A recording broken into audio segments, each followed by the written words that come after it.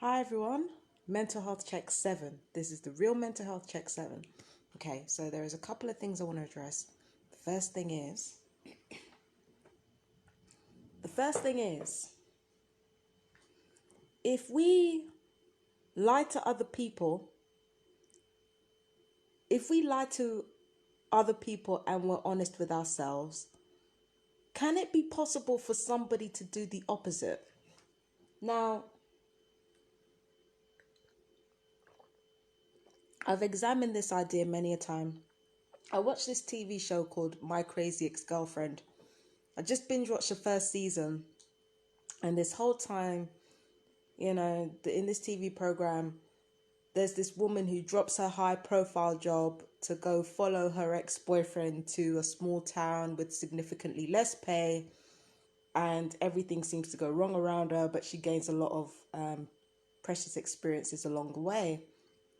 And everybody is, kind of wising up to the fact that she's gone there for her ex-boyfriend, and yet she keeps telling everybody, no, I'm not going over there for him. I'm not going over there for him. That's not what's happening. Spoiler alert. She finally confesses at the end of the season that she has actually gone there for his benefit. Now, the whole time I was watching it, I'm thinking, there are a few things that stick in my head, right? There's a butter advert just before she moves to West Covina. There's a butter advert that keeps using the word happy. When is the last time you were happy? That's the first thing that struck me. The second thing that struck me is exactly what she was doing while she was with her ex-boyfriend, the last time that they were actually together. The girl was 16 years old. The woman was 16 years old. She's a woman now. She was 16 years old at the time that she was dating him. And what she was doing at the time, she was in drama school and she was performing, and I think she was singing in a musical. Now, as soon as I put all that together, I kind of guessed from the first few episodes that as much as she thinks she's there for a man, she's not actually there for a man. She's there because of what that man represents. She's there because he reflects a part of her life where she felt like she was completely herself. She was on stage performing music. And plus, that lawyer life was never really for her. As intelligent as she was, and as well learned as she was, she didn't have the same ambition as other people in her firm. She was just the best because, she felt, she was a perennial people pleaser, and she had to do what she had to do in order to keep people sweet. That's just who she was. Now, this whole thing now, with her telling everybody that she didn't move to California for a guy, she doesn't actually realize that she's actually telling the truth to these people. She thinks she's lying to these people when she says this, but she's not. She's not lying to these people. In fact, the only person she's lying to by telling herself that she's gone over there for a guy is herself, because she's lying to herself and thinking that she's going over there looking for him. She's not going over there looking for him. First of all, she barely knows him. Second of all, from the first time they broke up, it was very, very clear that they were very different people. They may have had similar temperaments. They're both people pleasers.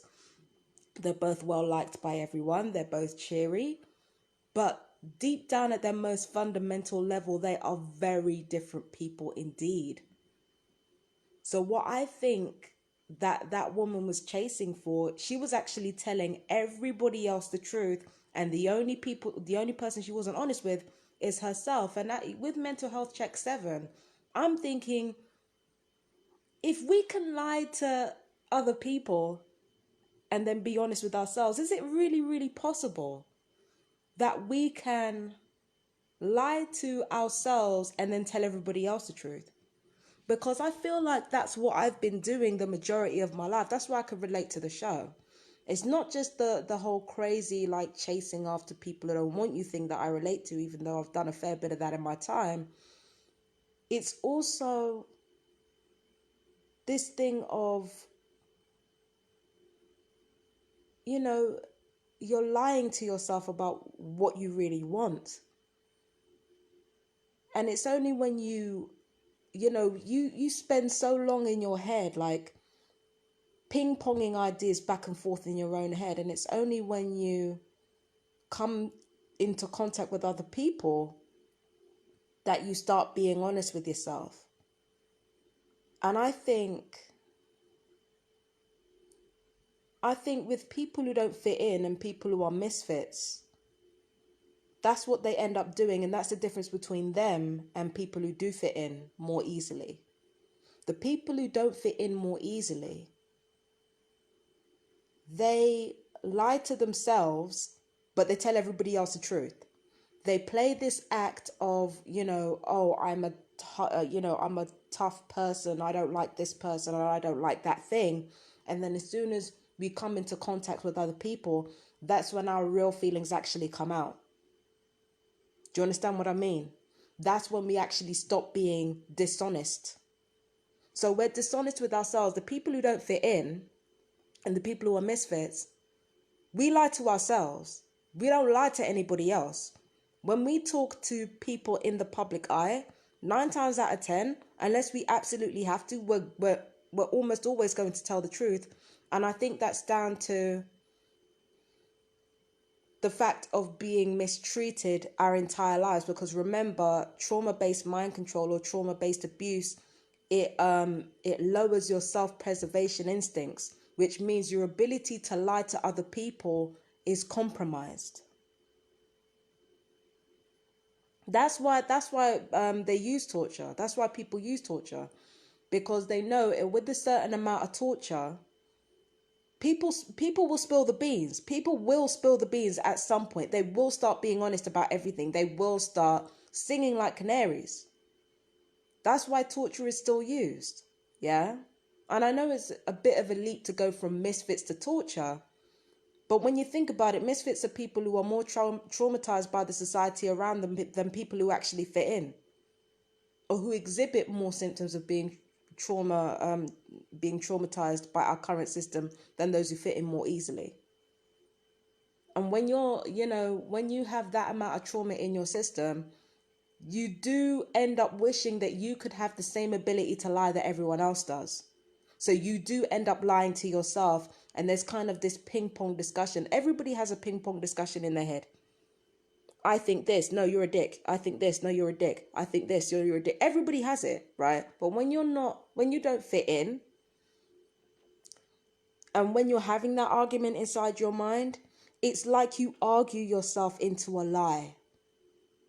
But because you're a misfit, you do that in private. You argue yourself into a lie. Only when you step outside your front door, that lie disappears. Because everything that you do is backwards.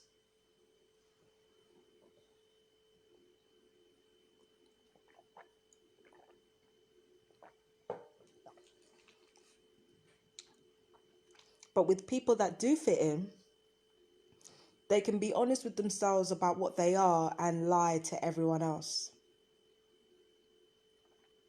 That's people who do fit in. That's regardless of whether or not, they're narcissistic or sociopathic or psychopathic. People who fit in, who have less trouble fitting in, are actually able to be honest with themselves. They're actually able to be honest with themselves. They're just a bit more capable of lying to other people, because the self-preservation instinct is there. For them, it's not as troubling to have to lie, because because they haven't had that trauma threshold pushed as far.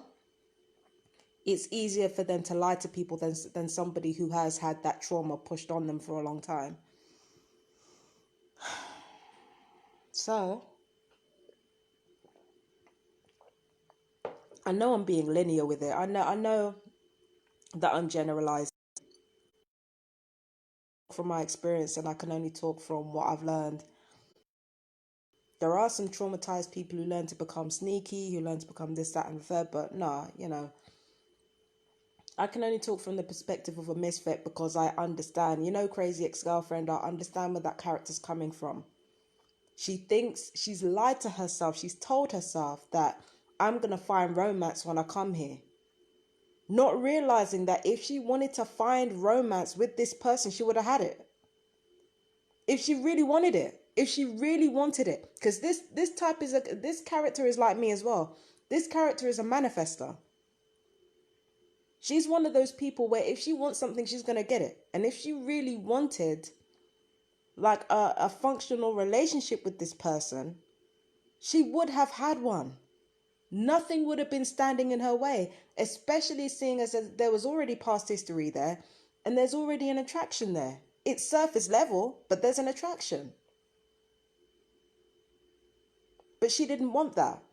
She wanted friends. Like, what did she want all along? What did she want all along when she was a kid? She wanted friends. She wanted friends. She wanted to feel like she was a part of something. She wanted healthy relationships. She wanted to, relationships with people that loved her, not just romantically. And she wanted she wanted the chance to express herself creatively. That's something that New York office never gave her. That office in West Covina, it's a quirky little place where they do random things that don't make any sense to anybody. But because of that, she's allowed to be herself. She's allowed to take sick days when she wants to take them. She's allowed to express herself creatively even because they encourage that at that office. They don't encourage that in the office in New York. So she already found all the things that she was looking for. It wasn't a dude. She didn't go over there for a dude. She just lied to herself that she was going over there for a dude. And she was telling everyone else the truth and she didn't even realize. And then, in the opening theme, it's so good. I don't know if Rachel Bloom intended it. I don't know if this is what she was intending with the opening theme tune, but it is so clever. It's got all these drawn characters in her head, right? Drawn representations of real people. And it's like, they're all saying how crazy she is and how broken she is. But the fact that these things are animated is like they're projections of her own mind. So it's like projections of her own mind telling her that she's crazy. And then there's her in the middle who is real as fuck saying, actually, it's a lot more nuanced than that. I'm not crazy. I'm not broken. And she's right. She's right the whole time. She's right the whole fucking time. She's not broken. She's not crazy. She's ill, sure. She's been neglected and abused, sure, but she's not crazy. Because she didn't travel all across California for a dude. That's not what she did it for. Where it sent her crazy is when she was lying to herself about what she needed and what she truly wanted. Because again, we always get what we want. People get what they want or get what they expect 9 times out of 10. And if that girl had gone over there for the express purpose of looking for a boyfriend, she would have found one. In fact, she found multiple people to sleep with. She found multiple people to sleep with. I was almost kind of jealous a little bit there. But no, she found multiple people. Like, we do get, people as human beings do get what we want most of the time. We don't realize we're getting it, but we do get it. We do get it most of the time. And I think those who fit in, they're better able to lie to the people around them than those who aren't. But of course, that leads me into the third thing that I talked about, because the first thing I talked about was lying to everyone else, being honest with everyone else whilst lying to yourself, which is absolutely possible. The second thing I brought up is understanding what people really want. And the third thing I wanted to talk about was this idea of being real and being honest and stuff like that. It occurs to me that I've spoken about this before. We live in a Saturnian environment, right? And that means that on the surface, we live in a civilization or a society that prides itself on being polite and prides itself on etiquette and prides itself on doing the right thing. when really, when you unleash the, when you look beneath the surface, it's not civilized at all. Like, we go out of our way to be pleasing to the senses, whilst underneath that current of beauty and harmony, like, there's this really dark underbelly of warfare. Like, literally every word that comes out of your mouth is warfare. Like, literally every word that comes out of your mouth is warfare. Every conversation, even fucking, is warfare. Like, listen to the way people talk. Fucking is warfare. Talking is warfare. Warfare is no longer just people with swords anymore. Talking is warfare. Like, fucking is warfare. Working is warfare. Entertainment is warfare. Everything is designed to be at war with you 24/7. This is what it looks like when we live in a society that appears to be civilized. This is what happens when we live in a society in which the premise is always to turn lead into gold. Sometimes we go so crazy with it, we don't even realize we already had gold in our hands as it was. And when you get in that mindset of never having enough, or never being enough, sooner or later you learn to become stealthy, and you learn how to please, you learn how to make people feel comfortable whilst you're killing them. Now, I don't think I'm the kind of person that would very much enjoy being dismembered or being disemboweled by a sword or some shit.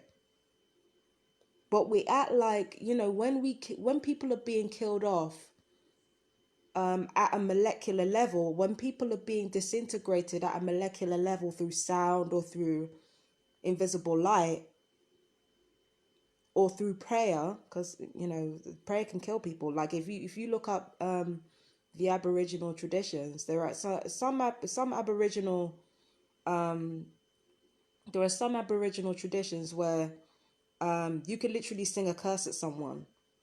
Somebody even tried to do that to me while I was living at Chatsworth Road. They tried to chant a curse on me. Yeah. But what they don't realize is that it's not really a curse. It's a collection of words designed to emit certain sounds. That's why it works. And then you add the blood of all the people who shared those similar beliefs, and that's what gives it its power. It's not necessarily just a mystical thing. Like, these things have real science behind them. So what we tend to do is we tend to act like doing these things, because it's not sacrificing chickens, because it's not cutting somebody open, because it's not, that is automatically more civilized, because it's not as messy, that it's less primitive because it's not as messy. But it's actually the most insidious and most dangerous form of violence when it's not violence. When literally everything designed to please you and make you comfortable and make you feel wonderful are actually killing you. That's warfare. That's warfare. I don't care what anybody says. You are going to war with humanity all the time underneath all the pleasantries. We're constantly going to war with one another. That's the type of shit I don't like. Because when I say I don't like someone, I mean it. Like, as I said before, the second I get on camera or the second I'm talking to other people, that's where you get the real me. I don't play that. But then again, I'm a misfit. Of course I wouldn't. Oh, shit. Oh! Bear with.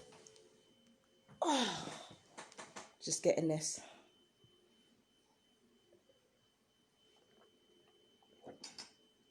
So,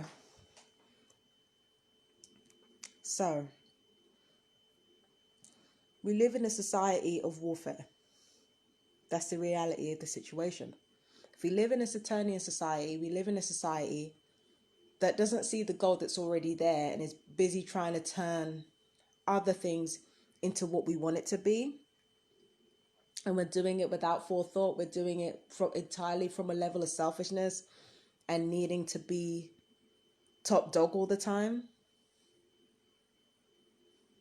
Then everything is just going to be warfare. It's just like Bob Marley said, everything is war.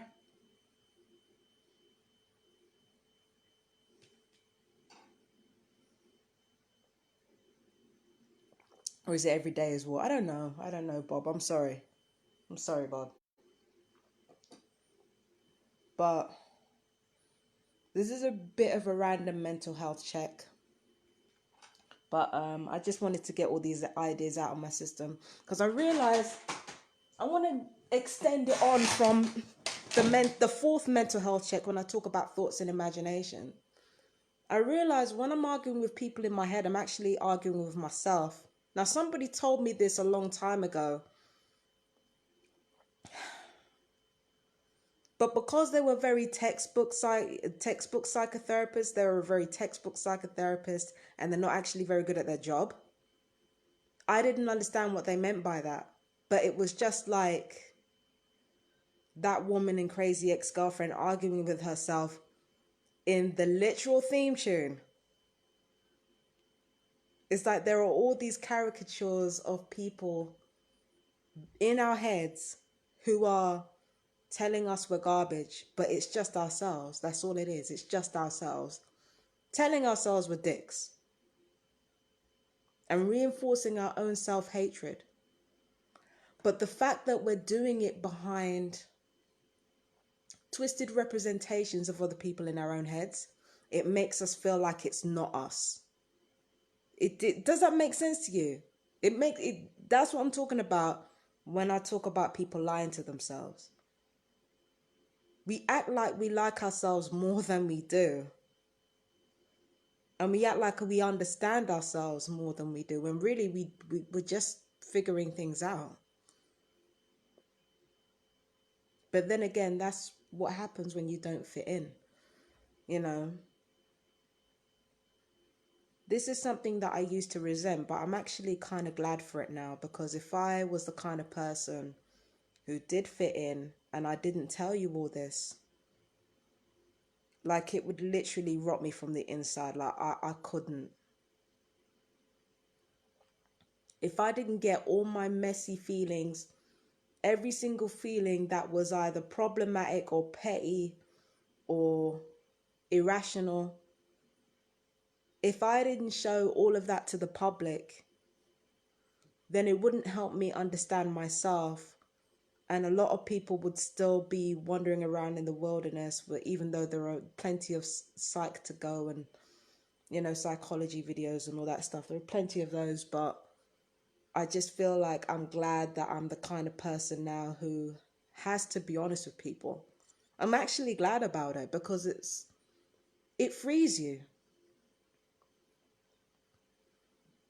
It frees you in a way that being bound by dishonesty ever did. And I think more than being comfortable, more than being liked, more than being loved even, because I've communicated that I want to be loved, and I do. But I think more than that, I wanted to be in a situation where the truth was out. I think I wanted an honest life. This situation that you guys are seeing with Brent Mine and Network Homes and my neighbors, it's an honest life. This is what life honestly is when we're not telling ourselves everything's fine. This is not just my life. It's just a more honest representation of what life is in this society. That's all it is. You're being murdered every day of your life. And your murderers smile in your face knowing what they've done. Or they try to act like knowing what they've done. And the whole time, even when you realize cognitively what other people have done to you, you are still the person that you judge yourself the most. You are still the person. Yourself is still the person that you judge most harshly, even after all of that.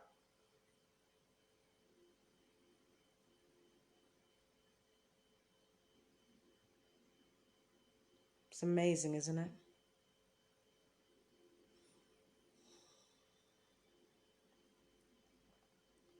I saw another thing today that irked me. I was watching a video and this person was addressing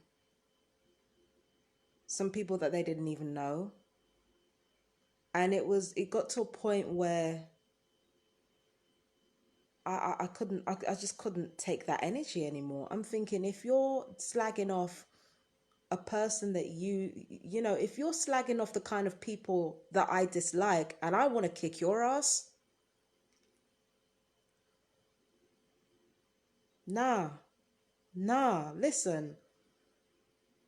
seriously, like it's one thing if I want to help someone. If I want to help someone, like you've all seen my videos. There are times where I claim to be moral, there are times where I'm claiming to be just, and you know from the time I open my mouth that that's not the case at all. You know I'm speaking out of bitterness. You know I'm speaking out of resentment, and you know I'm speaking out of hurt. And it just seemed to me like this person was just speaking out of pure rage. Not concerned for anybody else caught in a crossfire. Not concerned for anybody vulnerable. Just pure rage aimed at these people that would most likely just reinforce whatever self-hatred they had going on in their spirit and make them double down. Like I say, we get what we want most of the time. If I'm really trying to help you and if I'm really trying to help a situation, you can tell by the tone in my voice. Mental health checks, there are certain times where I've said some really harsh things, but because of my delivery and because of how I've tried to go around it, not trying to humiliate anybody, not trying to make anybody feel bad, like, you know that I've tried to help. When you want to help someone, it shows. There are plenty of people in this world that I really don't like and I really don't respect, never will respect. But if I'm trying to help the situation and I'm trying to help innocent people caught in the crossfire, you guys are going to know. And what I saw today, it was not concern. It was not concern. It was nothing to do with that. I just saw energy that was coming from a heart of pure rage and resentment. I saw tension between desire and duty that turned into anger.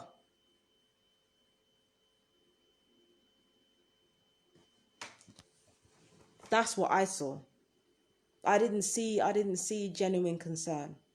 I didn't see any of that. I just saw, wow, like, what was all that even for? That wasn't to help anybody. You know that wasn't to help anybody. If you even have to say, I want to help you, I'm trying to help you, that's not what you're doing. If you even have to say that, that's not what you're doing. You're lying to people.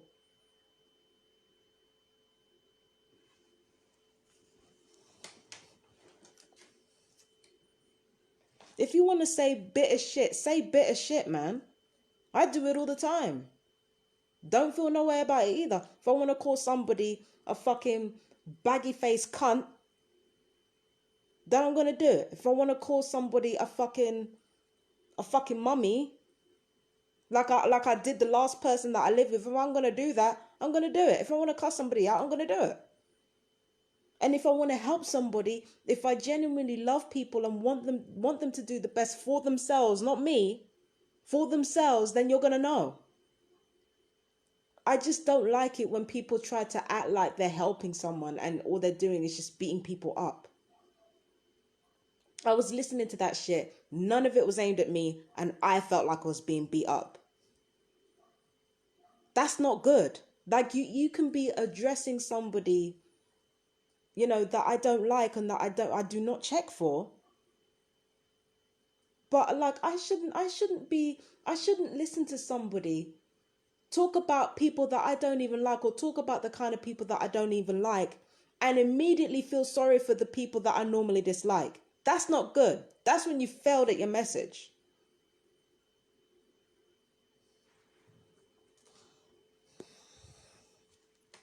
That's when you failed at your message.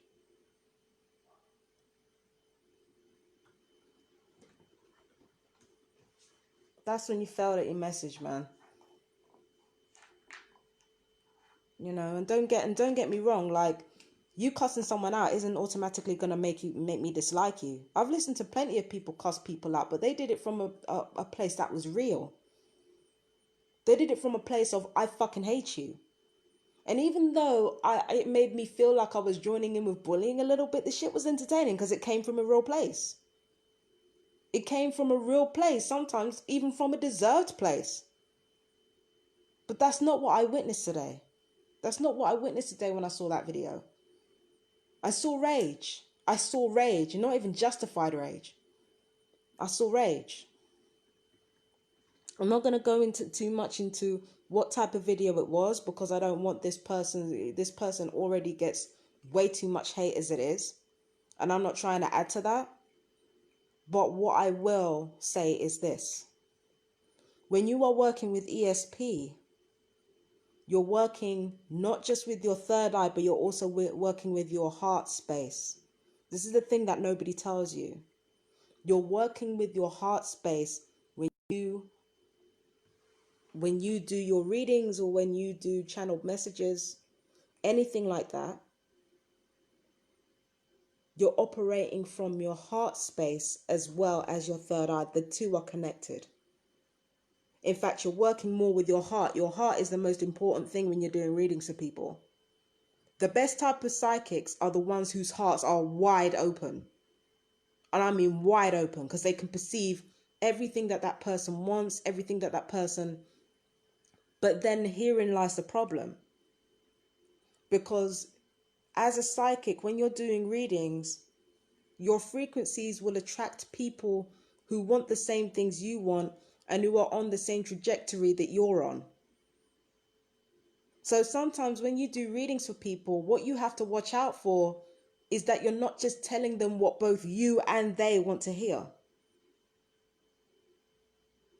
What does it say about you as a psychic that those messages are coming in through, you know, for such negative people?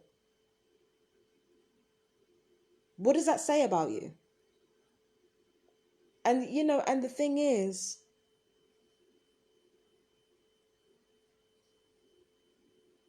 because I do my readings for TIs for a reason, and I do my readings for the vulnerable for a reason. It's because I'm honoring my vulnerability.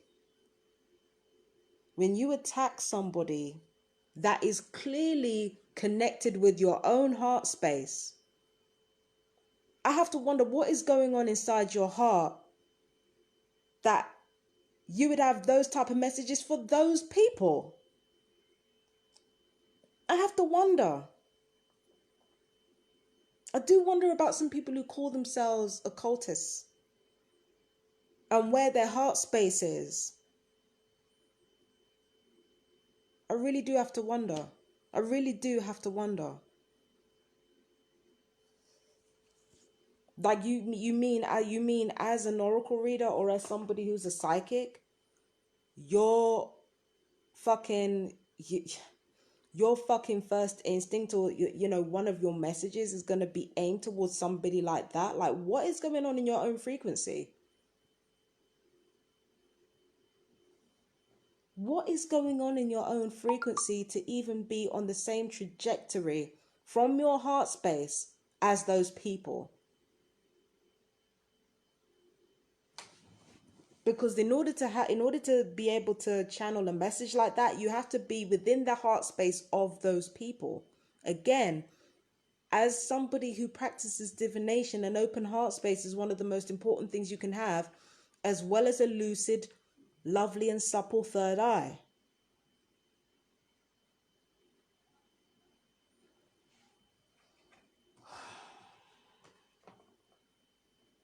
My heart space is connected with people who are wanting revolution and wanting change, which is why my readings are always along that trajectory.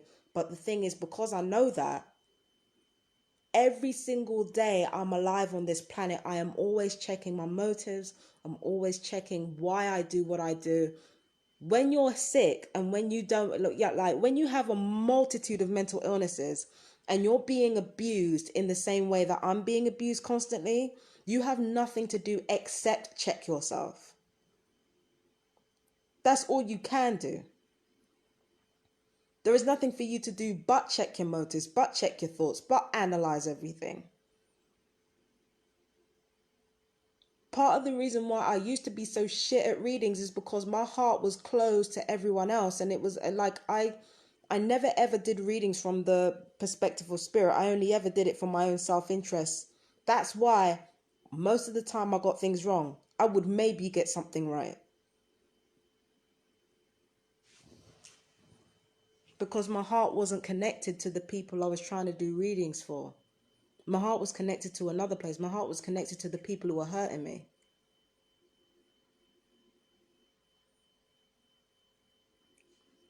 So as an oracle reader, I really have to check in with my heart space and my third eye. I got to check in with my heart, I check in with my heart center. How am I feeling today? I've really got to check in with it. What's going on? What's happening? Before I tell you anything and before I give you messages, I have to check in with this here. Because whatever is in here, that is who my messages are going to resonate with. And what I don't want to do is put them in a position where they are hurt or they hate themselves more so that they end up doubling down, or that I just don't want them in a bad position. If I'm going to that's why I've been reluctant to give people proper readings up until now. And why I've been so inconsistent with my videos is because when it comes to the occult information, I don't want to keep making the same mistakes that I used to make years ago, back when the only reason I got into this was because I was being hurt all the time. Like, I needed to do readings because I needed to control every step of my life, because that's one, you saw on Psych to Go, that's one of the symptoms of trauma. You'll need to be in control of every single little thing. That's the key. That's one of the symptoms of a traumatized person. And with me doing readings every fucking 5 minutes, and on top of a whole bunch of other occult knowledge that I was getting into, like, I did that so that I could feel in control. You cannot get into these things wanting to be in control and only wanting to focus on the material side and only wanting to be elitist, because that holds its own karma. That holds its own karma. You can't go into these things wanting something for yourself that leads to dangerous consequences. You cannot attack people who have done nothing to you simply because it's in your spirit to do it. Sometimes just communicate it in a way that will help other people, or just say nothing. Because that's not going to help anybody. It's not mature, it's not proper, it's not right, it's not noble. If you want to cuss somebody out, cuss somebody out. But don't do it under the guise of helping anyone, because when you start going off on people who are assholes, and they have to have vulnerable people in their care, it's the vulnerable people that get hurt if those people are stung by your words in the wrong way. It's those people who get hurt.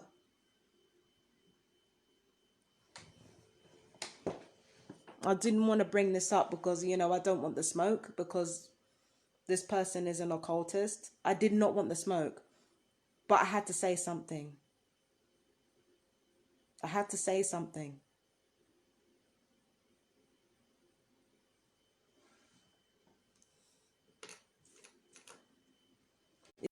Get into this occult work, heart has to be open and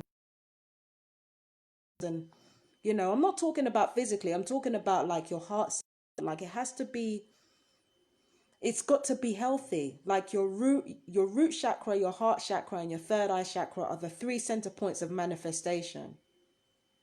And if them motherfuckers are hardened up, okay, you might manifest some money if you work really, really hard. You might manifest some wealth if you operate really, really hard. But because you have to attain wealth from a hungry place, from a perpetually dissatisfied place, that will fuck with your oracle work.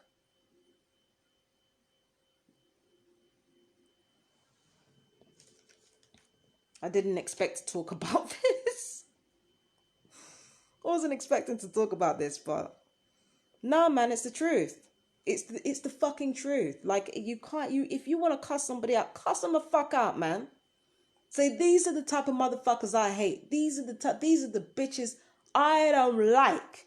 Yeah, cool. That's well within your damn rights, but don't attack someone. Run the risk of them doubling down and putting vulnerable people in even more danger. Like that's not the move.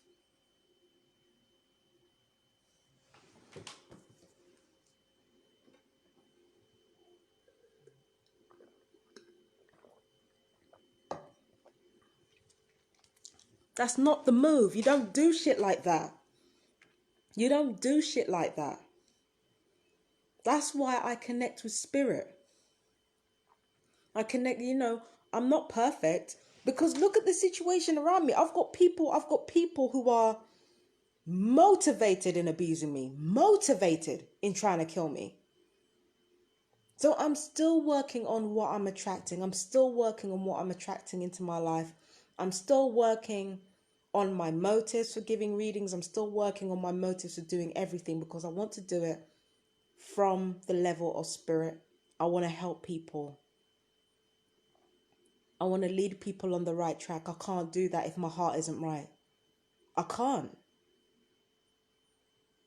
I can't do it if my heart isn't right. And if your heart isn't right, don't give channeled messages.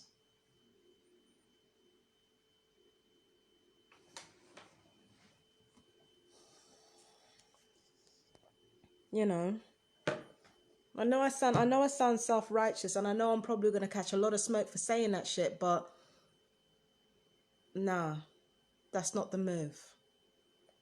It's not the move. You know, and it's not a good thing to encourage. It's not a good thing to encourage. A cult is not something that you fuck with. There are too many people trying to fuck with it in order to gain control of the other people's lives.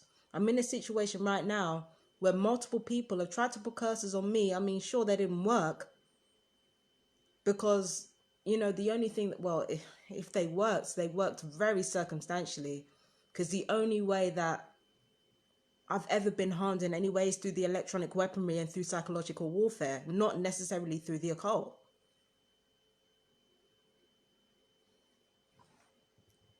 But I've watched what happens when people use magic when they don't fully understand what's going on or they don't understand how karma works. I've watched it being done. The shit is not cool. The shit is not cool. I've seen people lose so much because of what, listen, man, I'm lucky that I'm the kind of person that I am. Otherwise, my life would have been a lot worse. I'm just very, very lucky. Because I've seen a lot of bad shit happen as a result of people who took a little bit of power, messed with it, didn't understand what they were getting into. Now, I'm not an initiate, okay? And I don't want to be an initiate for obvious reasons. Because of what's being done to me because of initiates. But we won't go there. But what I do know is when you're working with spiritual work, when you do spiritual work, if you're doing it from a dark place, you can cause a lot of harm, a lot more harm than good. Be honest about your intentions and be honest about what you say. I try to do that all the time, you know, and again, because of the trauma, but I realize there's a benefit to being honest all the time because, you know, like I said before, what happens with a lot of abuse victims is that the trauma that they sustain means the karma is balanced out. If you're honest all the time, or you're honest most of the time in your dealings, then the karmic blowback that you would experience, it wouldn't be on the same level as the karmic blowback that a person torturing you would experience. It wouldn't be the same. You might be getting abused heavily, maybe because of some karma in a past life. But in this life, with enough torture, it removes your self-preservation instincts, which means you end up telling the truth most of the time, if not all the time. That is a buildup of good karma the more it happens. That's the excuse that a lot of people use in order to torture you anyway. That's why a lot of fucking religious maniacs who torture people, that's the justification they use to torture people. As I've said it before, it's because when you're being tortured repeatedly, it builds up good karma. It does build up good karma. You're automatically more honest than the people who are abusing you. If you're honest in your dealings and you're working hard to be honest in your dealings and to be fair in your dealings, how much good karma do you think that builds up?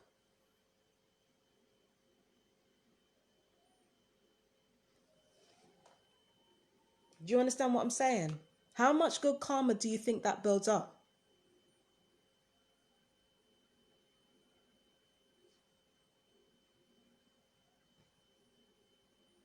You know what I mean? So, I'm just saying.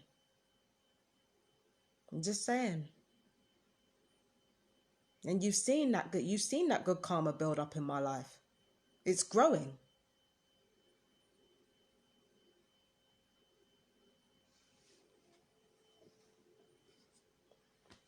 I never expected mental health check 7 to turn out this way. Never expected that at all. And I'm trying to be vague as possible, but you know,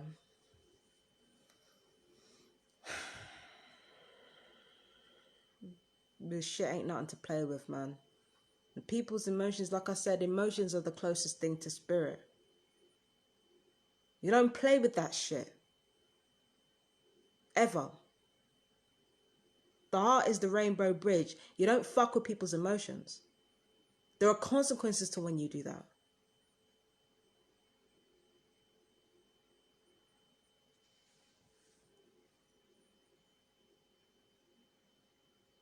I'm just saying. I don't know. I don't know if I should do another reading now. It's supposed to be a mental health check. It's not supposed to be like a fucking... You know what I mean? It's supposed to be a mental health check. Like, come on, man. But I guess this is a part of it. I mean, you know, with the mentally ill, like your third eye kind of goes into emergency mode. So maybe it's relevant. Yeah. I don't know, sir. Should I do a reading? Now I'm seeing one viewer watching, but I'm not seeing who's watching. So the likelihood is that it's somebody who doesn't belong on here. So they're not going to leave a comment. But welcome.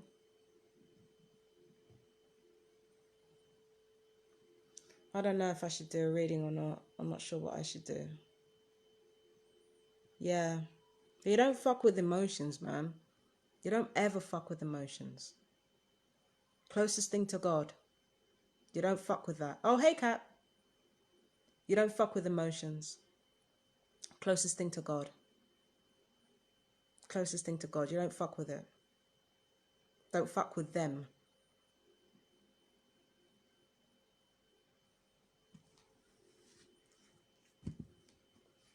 You know, and if you emotionally torture someone or try to try to send negative frequencies to a person's emotion, listen, unless you have a damn good reason,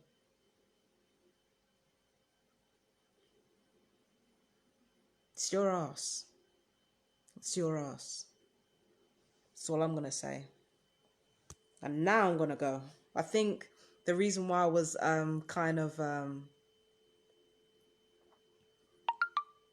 I think the reason why I was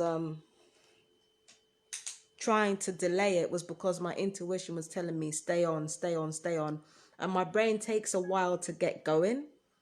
So it's like I have to be patient with it, and whilst I'm being patient with it, people are still watching me. So it's like, what do I do? What do I do?